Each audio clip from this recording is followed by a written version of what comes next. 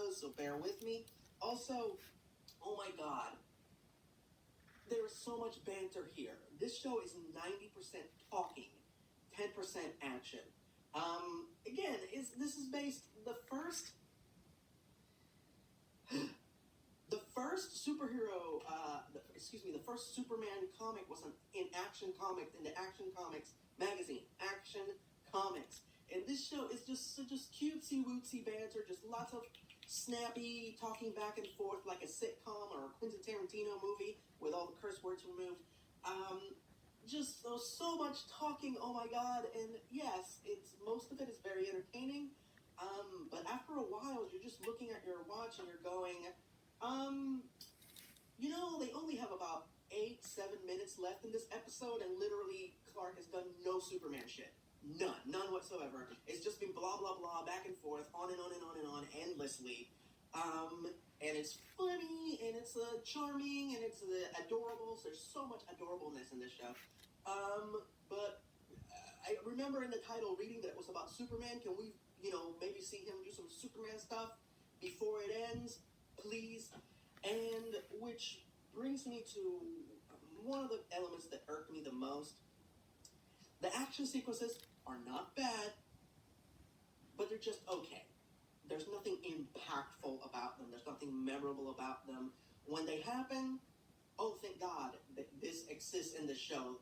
I'm so glad that they managed to put the banter aside, which they obviously love so much, to show us him actually being Superman. But when we get there, it's just okay.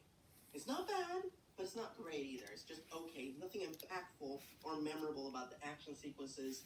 What am I talking about when I refer to it being, impactful and memorable? Like, for example, the first big fight scene that Superman has in Superman the Animated Series is against John Corvin while John is in the Lexo suit, 1.0, the original one. And they have this knockout, drag-out brawl in Metropolis. They're destroying buildings. They knock over fire hydrants. The water's going in the air, like water's coming down. It's very epic. He's firing these huge bullets at Superman. The shells are so big that they crash and get indented in the windshields of the police cars that are around them. They end up on top of a building fighting. Superman rips off the arms of the robot, rips off one leg, and John Corvin, that was before this was in this imposing robot, killing machine, is now hopping on one leg at Superman's mercy. And Superman can do anything to him. Superman flies right up to him and just goes, and just pokes him, and the whole robot just falls off a building, boom, defeated, pathetically. Memorable, impactful. When Superman has his final battle with Darkseid on that show, the last episode, Legacy, Part 2, I believe. Darkseid has him at his mercy. He's just pummeled Superman. Superman in his grasp. He is going to kill him. And he's about to fire his Omega beams at Superman. He is done. Then all of a sudden, Superman covers Darkseid's eyes with his bare hands, and the Omega beams bounce off of Superman's palms and just shoot over the top of Darkseid's head on fire. Just kaboom, explodes. And you think Darkseid, well, he obviously blew the top of his head off. But he doesn't. He survives that miraculously. That's impactful. You remember that. It stays tattooed to your brain. Ask me anything that happened in the two action sequences, the two legitimate action sequences in these two episodes, and I can't tell you. I know he fought some robots. I know that he fought Livewire, Leslie Willis, but honestly, nothing stuck with me at all. Just saying. And I know there were a lot of criticism and complaints about the designs of the characters. I felt that a lot of these criticisms were just superficial, B, sexist, and C, racist. I'm not even gonna go there. I don't think there's anything wrong with the majority of the designs on the show. I think it works for the style and tone of the series. I think that most of the designs are beautiful. The only design that I personally, as a fan, have a problem with is Slade Wilson, Deathstroke. They made him look like a K-pop star. be a mercenary. I'm sorry, but he has a stupid anime haircut with the hairs poking out of the back, and like one sloth, one poof of hair over the one eye with which he's supposed to have be missing because his wife. Nothing that I've said so far is anything that can't be changed and improved upon. Okay. They did change the Superman lore a bit, and there's a lot of people complaining, oh, this is not when this happens, this is not what that happens, this is not how it went down, blah, blah, blah. But the fact of the matter is, guys, that this is an adaptation, not a recreation, okay? If you can find me a Superman adaptation that recreates the comics panel by panel, era by era, moment by moment, give yourself a pat on the back because you just found a leprechaun's gold. You just found the Ark of the Covenant. You just found the Holy freaking Grail. They don't exist. Every adaptations to these books puts their own stamp on them, makes their own mark on the franchise. And honestly, while I have my reservations, as you have heard about this show, there are things that they got right, and it's more important to capture the spirit rather than the authenticity of the source material. And I think, for the most part, this show, in spite of my gripes, captured the authenticity of captured the spirit of Superman. See, I said it backwards. Did I mention that these videos are unscripted? Anyway, did I mention these scripts are unscripted? They're unscripted, yes.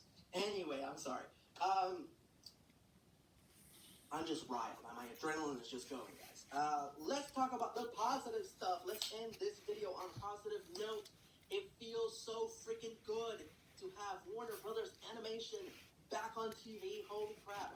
For me, seeing the Warner Brothers animated logo on Cartoon Network / Adult Swim at the beginning of this episode, it gave me the same feeling of seeing the Marvel Studios logo after the pandemic.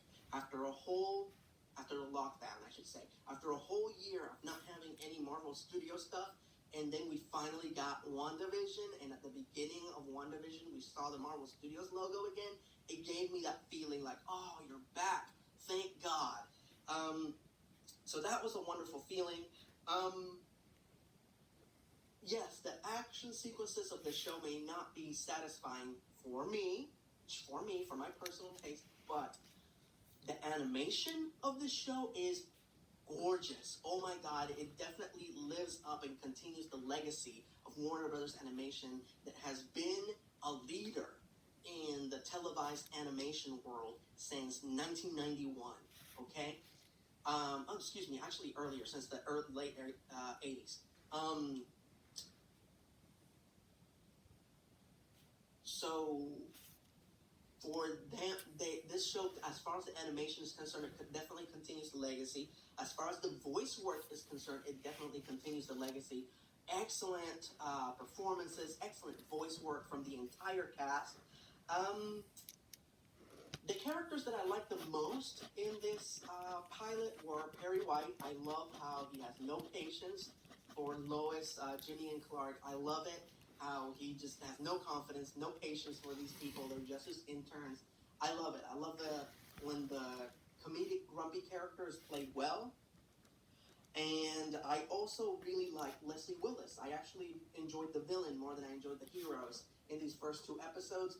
Very well done. I love how she's this very steadfast,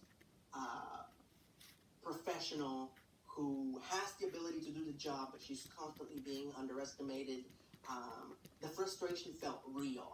I like that. I love the relationship between the Kents and Clark. I liked how this show starts with the day that Clark discovers that he has powers. When he is in his preteens, he's going to try and fix the world's problems because you were raised by 2 really good people that when they saw an abandoned child in the middle of a cornfield, they decided, you know what, this kid, they raised Superman.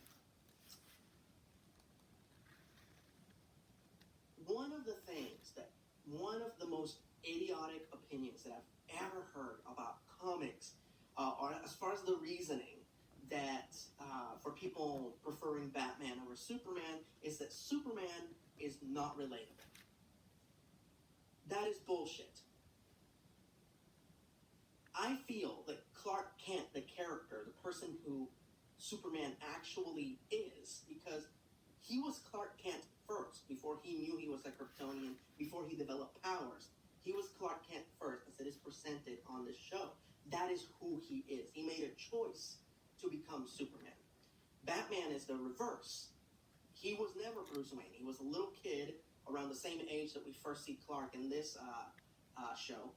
And he's a little kid, and he watches his parents die right in front of him. And from that moment on, right there and then, he is changed. He is Batman. That's who he is.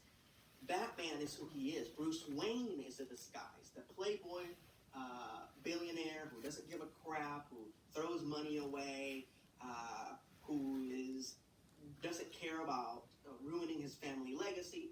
That's the disguise. Batman is who he really is. People say that he's relatable because he's human and he can be hurt. First of all, if you relate to Batman just because he can be hurt, then that's idiotic, because Superman can be hurt. He gets hurt a lot, and it doesn't take kryptonite or red sunlight or any of those MacGuffins to hurt him. Doomsday didn't have any of those things, and he hurt him just fine, to the point that he killed him. Hell, he gets hurt in this episode. So if getting hurt is your criterion for liking or disliking a superhero, then my friend Superman most definitely meets that requirement. Personally, I don't find this insanely rich guy who has no fear of his superhero life interfering with his civilian life relatable. I think Batman has a lot of cool stories associated with him. If you prefer darker, edgier comic books, yeah, absolutely. Totally get why you like Batman more. 100%. But to say that he's more relatable than Clark Kent, than Superman, I don't think so. Clark is a guy whose number one desire in life is just to have a normal life. That's it. He doesn't want powers. He doesn't want to be special. He doesn't want to have the eyes of the world upon him. But he discovers that he has these powers. He discovers that there are perils that can only be remedied by these amazing abilities. And he chooses to use his powers, his abilities, to do good. He chooses to be Superman. Batman is Batman. I'm concerned to be this guy who spent his entire life building this normal life, becoming a reporter, developing relationships, wanting just to get together with this girl, marry her, have a